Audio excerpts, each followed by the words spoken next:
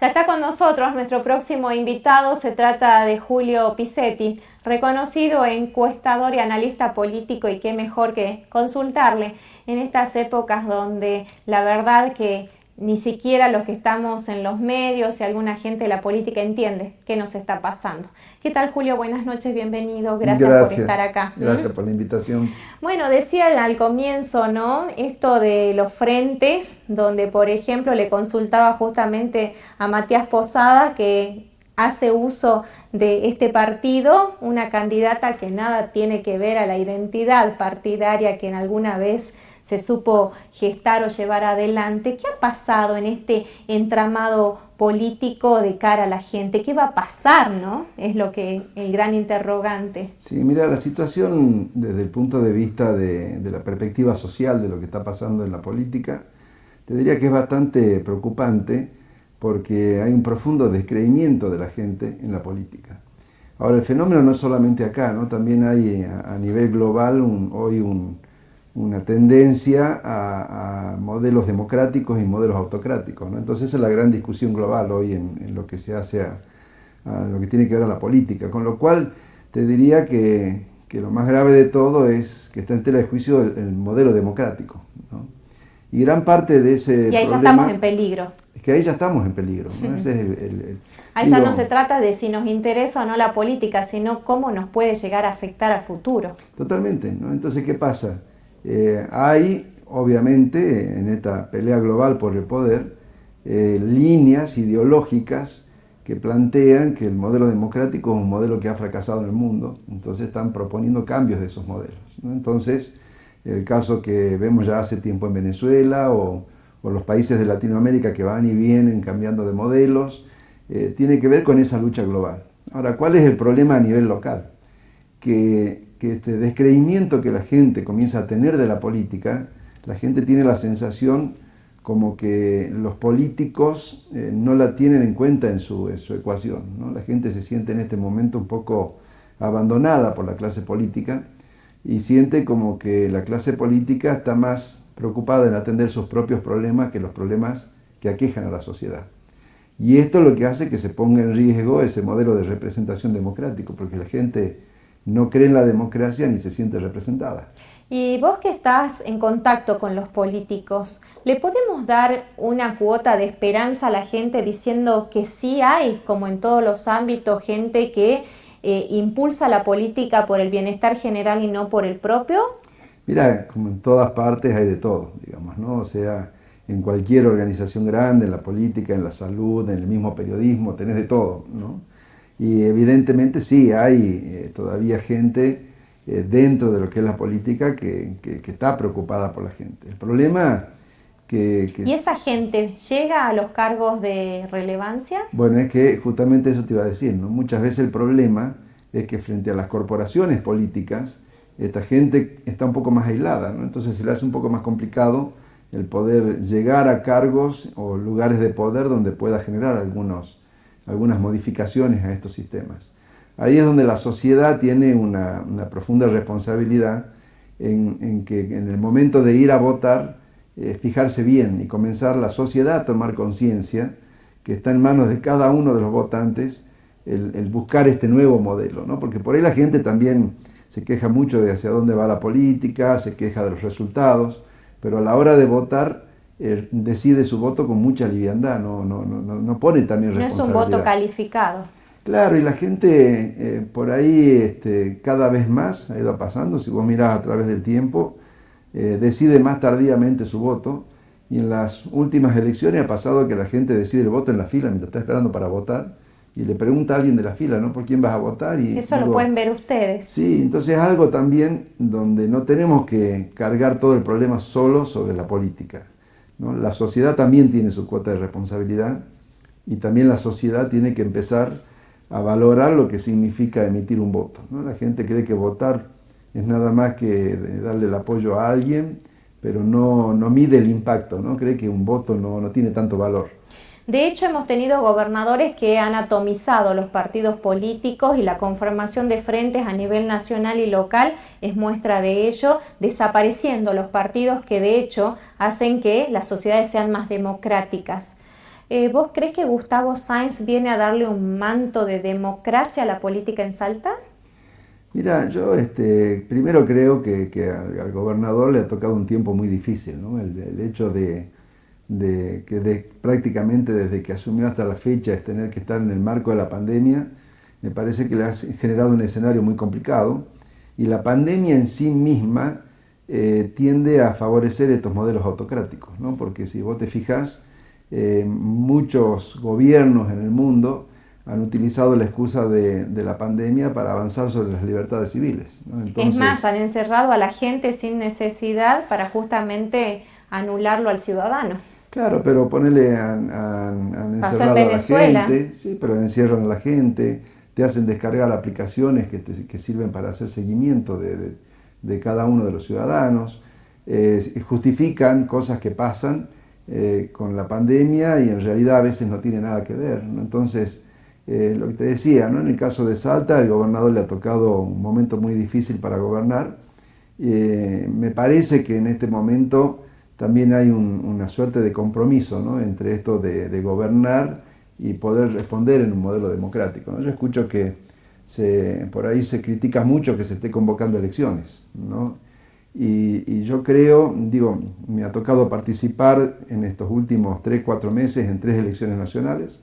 Participé de la elección de Bolivia primero, en la de Ecuador y en la de Perú.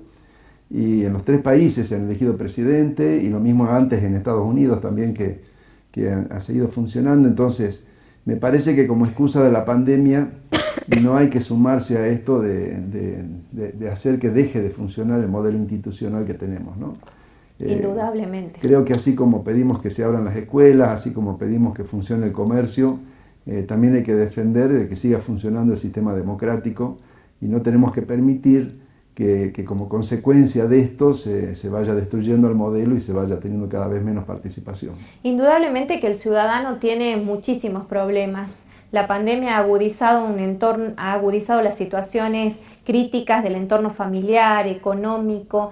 ¿Qué se percibe cuando se habla con la gente y se le pregunta algunas cuestiones con respecto a esta situación por la cual estamos atravesando? Mira, pasa algo curioso. Hicimos en varios países estudios que van de la macro a la micro, y lo que sucede curioso es que en general la gente, el macro, lo ve con mucho pesimismo, ¿no? Es decir, vos le preguntás cómo está el país. O sea, ve mal a los gobiernos, ve mal al país. Claro, vos le preguntás cómo está el país, te dice que mal, el futuro del país lo ve mal. Entonces todo lo que es macro la gente lo ve muy mal. Pero cuando llegas a la micro hay una cuota de esperanza y de optimismo importante, ¿no? Es como que la gente todavía conserva en su micro esa expectativa y esa esperanza de que, si bien la pandemia ha cambiado todo el mundo, están poniendo a la gente esa cuota de expectativa de decir, bueno, pero todos los cambios a veces son algo bueno. Entonces lo curioso es eso, ¿no? Que en lo macro ven todo mal, y en lo micro y en lo personal y en lo familiar lo ven con mucho optimismo. ¿Y en qué está puesta esa esperanza? Yo creo que hay mucha confianza de la gente, primero en sí misma, ¿no? En las personas, y sienten un espacio de confianza en su microentorno, ¿no? Porque inclusive en lo económico ven con pesimismo y hablan mucho de lo que ha pasado, pero no pierden la esperanza del futuro, ¿no? Bueno, creo que la gente en sí misma es resiliente por naturaleza, ¿no? Entonces, dentro de la pandemia, con todo lo negativo, la gente quiere ver esa luz de esperanza, ¿no? Por eso, estos días tenía algunas reuniones, ¿no?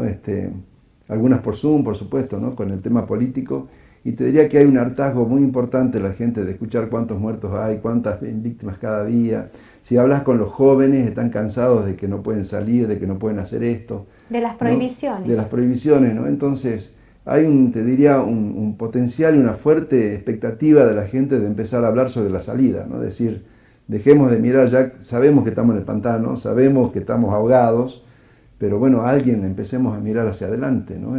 Cuando esto termine, ¿qué vamos? Cuando el agua baje, Gran ¿no? tarea de los gobiernos esto, Claro, ¿no? Sí, por eso hay mucha expectativa de eso, ¿no?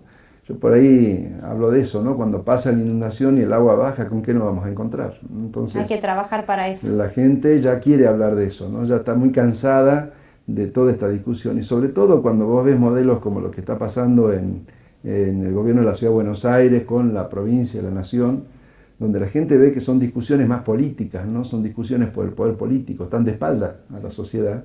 Y de intereses ¿no? personales, de ver Y de cómo se intereses salvan. personales. La gente lo que quiere ver es más gobiernos e instituciones pensando en qué va a pasar en el futuro, ¿no? Y con la vacunación hay mucha expectativa de que en pocos meses esto va a comenzar a calmarse, y entonces la gente hoy ya se está preguntando, ¿no? Y cuando baje el agua, ¿qué? ¿No? ¿Qué vamos a hacer? Y ahí es donde yo veo que la política y los gobiernos todavía no están prestando atención a ese mensaje. Ahora, en esto del armado de listas, hay algo muy curioso, ¿no? No sé si vos lo planteas así o cuál es tu análisis. Yo decía, ¿no? El gobierno de la provincia quería mostrar una conjunción con el municipal, sin embargo, a la hora de presentación de lo que fueron los candidatos, esto no se dio, una línea muy marcada, y hasta se habla de un escaso o nulo diálogo entre el gobernador y la intendenta de la ciudad. ¿Qué análisis se hace de esta atomización de dos ejecutivos fuertes y también el resto de los partidos, que no hay que desconocerlos, que también se puede dar la posibilidad de que la gente, ante el hartazgo de estos ejecutivos que no gestionan, que no dan soluciones, opte por en esta elección de medio tiempo por otros partidos políticos? Mira, en este momento, tal como vos lo planteás, hay una oportunidad enorme para estos nuevos espacios, ¿no? La gente está bastante cansada, y no solo en Salta, sino si vos mirás en otros lugares los mismos, de que estén siempre lo mismo, siempre los mismos nombres, siempre las mismas familias, el hijo, el tío, el pariente, ¿no? Entonces la gente está muy cansada de eso. Ahora, lo que a mí me genera cierta duda es si estos potenciales emergentes van a tener la capacidad y van a saber cómo aprovechar esta oportunidad. Porque en Salta ya tenemos muestras de emergentes. ¿Qué análisis haces vos de eso? Eso que te estoy diciendo, o sea, no sé si los emergentes van a tener la habilidad y la capacidad de aprovechar la oportunidad, ¿no? Porque aparte hay dos sistemas muy grandes que están operando, digamos, en estos modelos tradicionales. Entonces, yo tengo mucha expectativa de ver qué espacio pueden tener los emergentes.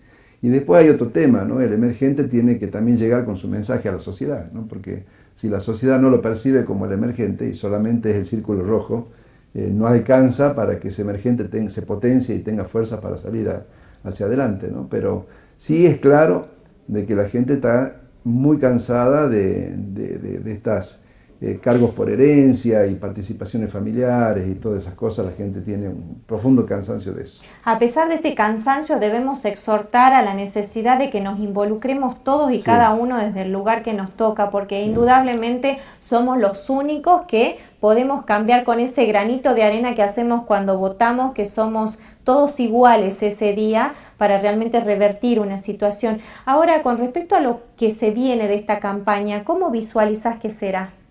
Mira, en general las campañas han cambiado mucho, lo que te decía que veía también en otros países. El caso de México, por ejemplo, que ahora están muy avanzados con campañas a gobernador.